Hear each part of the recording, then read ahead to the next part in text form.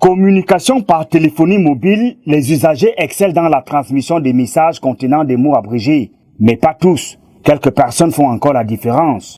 Mon éducation me permet d'écrire en toutes lettres et en bon français. De toute façon qu'on puisse lire sans ambiguïté et de façon correcte. Les jeunes sont les plus en vue. Aucun de leurs messages ne passe sans un mot abrégé. Les raisons? Bon, ce qui m'amène à abréger les messages, on peut dire la paresse.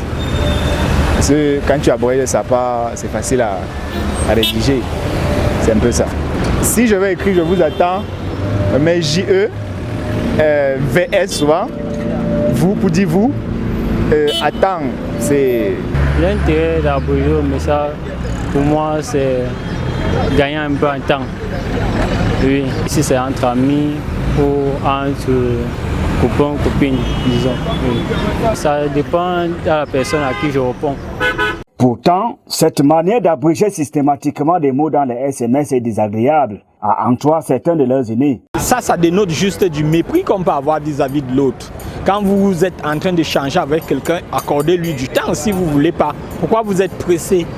Cette chosification-là, ou je ne sais pas moi comment les gens vont appeler ça, mais j'estime que quand on échange avec quelqu'un, il faut respecter la personne d'en face. Ça ne fait pas poli en fait. Il y a tellement d'abréviations, c'est tellement mal écrit que parfois je n'arrive pas à lire. Les Camerounais n'aiment pas lire et les Camerounais n'aiment pas écrire. De nos jours, vous voyez les parents qui ont le CEP, ils s'expriment bien, ils écrivent bien. Et vous voyez un enfant aujourd'hui qui a le bac, qui a la licence, qui n'arrive pas à écrire une phrase correcte. Ça dérange. Désagréable même dans les établissements scolaires où les enseignants sont remontés contre cette pratique. La situation est lamentable. Il est constaté que les enfants, lorsqu'on les évalue, on recouvre dans les copies des enfants des mots français abrégés. Donc ils n'écrivent pas en toutes lettres. Donc c'est vraiment une situation qu'on déplore dans les salles de classe et ça se vit même lors des examens officiels. C'est-à-dire que lorsqu'on va corriger les examens officiels des enfants, on constate que certains enfants abrègent les mots.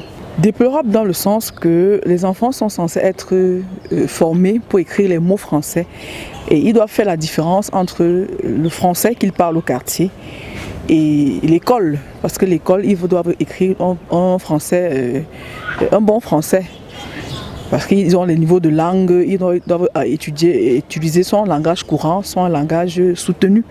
Alors quand l'enfant se met à utiliser le langage familier, par exemple dans ses copies, l'enfant veut écrire un mot, il ne l'écrit pas en toutes lettres, il coupe les mots. Ça, c'est à l'enseignant de deviner ce que l'enfant voulait écrire en toutes lettres.